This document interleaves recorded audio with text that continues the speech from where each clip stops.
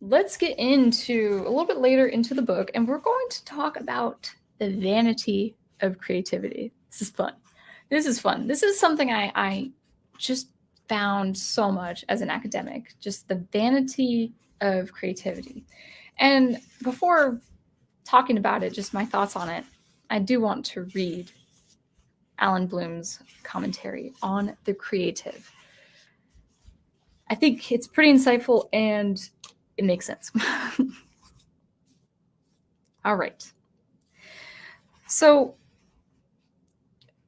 when you forego reason, or not forego reason, I would say when you just remove reason and logic and reality from the current state of affairs, whether it's politics, art, social commentary, whatever the case may be, when you remove reason, when you remove logic and reality, what do you have left? Well, Professor Bloom talks about creativity. He says, what defines man? And this is the general, by the way, this is the general ideological idea. This is not his opinion. This is his understanding of what the general public is seeing things as. What defines man is no longer his reason, which is but a tool for his preservation, but his art. For in art, man can be said to be creative. Such a man's greatest work of art is himself.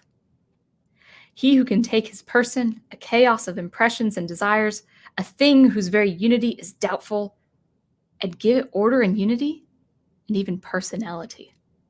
All of this results from the free activity of his spirit and his will. He contains in himself the elements of the legislator, the lawgiver, and the prophet, the religious person or the spiritual person. And this man has a deeper grasp of the true nature of things, more than the contemplatives, the philosophers, and the scientists who take the given order as a permanent and fail to understand man. Such is the restoration of the ancient greatness of man against scientific egalitarianism. Oh, but how different he looks now.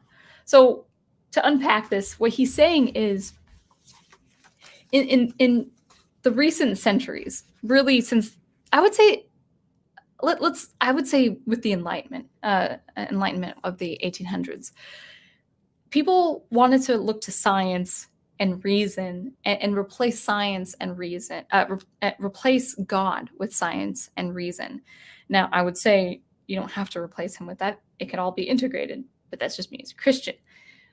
But people who would contend against religion and against the authority of God as the moral authority of good, evil, right, and wrong, they say, well, no, let's go to philosophy, let's go to science, let's be enlightened.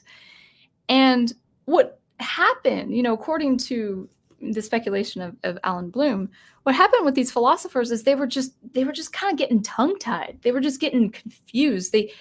No matter how deep their level of thinking was, no matter how deep their philosophy was, they just could not define the nature of man.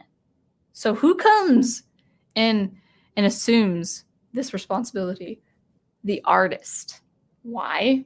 Because when you have the removal of logic and reality, and ultimately, God, as they wanted, as they attended, well, the creative man is the best candidate because being creative and producing something actually causes, not to me, I'm a Christian, causes the artist to believe, oh, well, I don't need God because I could play God.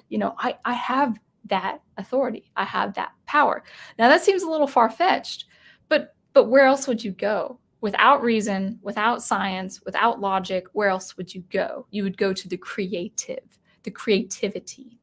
And actually he kind of cushions that with the statement on the following page. He says, the artist, not the scientist, has become the admired human type.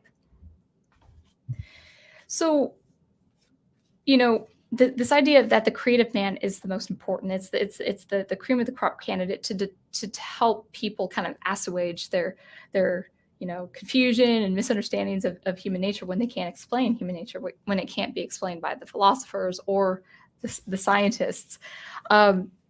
and it's also it sparks kind of, we talk about this kind of trigger word, if you will, this empowerment. Like, it's all about empowerment and self-expression as an artist.